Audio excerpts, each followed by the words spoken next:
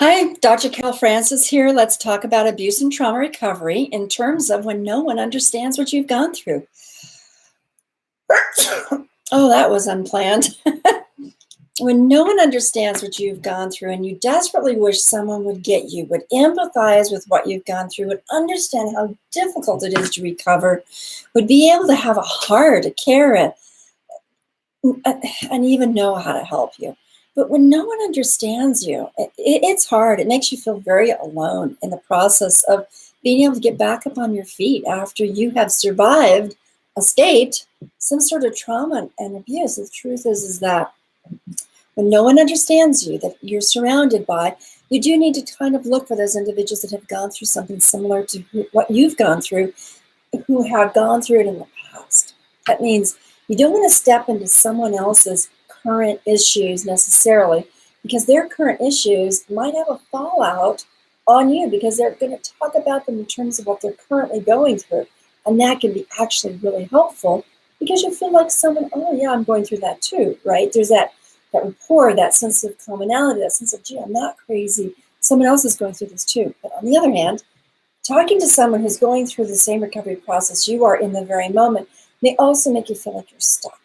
And may also feel like what they're going through, if it doesn't dovetail with what you're going through, make you feel even more alone and more misunderstood. So it's really helpful to talk to people who've gone through things in the past and they've walked their way into some sort of thriving sort of life, because you know that those individuals know what you're talking about, but they also know what it means to recover, to go into that state of thriving.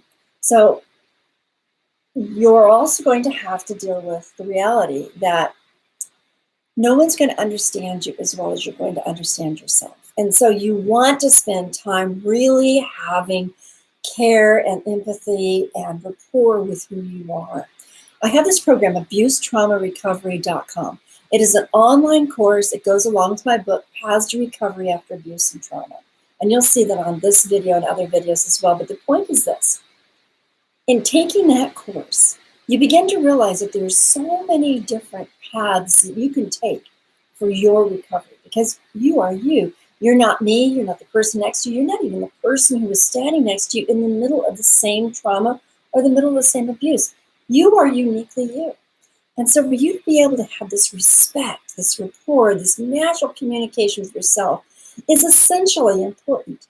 And that's one of the reasons we do a lot of self-reflection on the online coursework on abusetraumarecovery.com, so that you can reflect on you.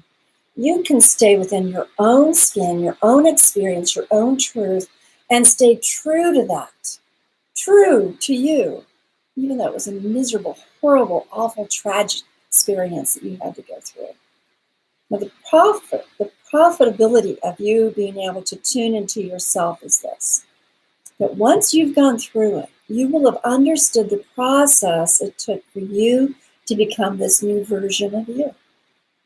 So between you and I, individuals who have recovered from abuse and trauma and they are now thriving are actually more likely to have dynamic, positive impact on this planet than those individuals that have never gone through any abuse and trauma. Why is that? Because you alone understand what hard work it takes, what reality is all about in terms of being able to take hold of these intense emotions, these intense thoughts, these intense experiences that are all within the recovery process, and be able to move forward to the next thriving part of your life. You actually ultimately have a greater capacity for success than those individuals who have never gone through anything, because you have this sense of endurance, this sense of grit, the sense of fighting until you succeed, and the sense of overcoming something that at one point felt like it was going to defeat you. So you realize what it's like. Oh, this is not so difficult because I survived that.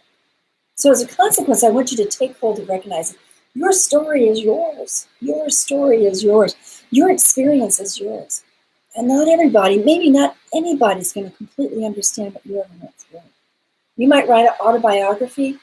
People might read it, but they'll resonate with their own experience of it. You might be the most articulate individual to help people understand what it was like to go through what you went through. You may even turn your situation into a movie, but the truth is, will people actually understand you better than you understand yourself? And the answer is no.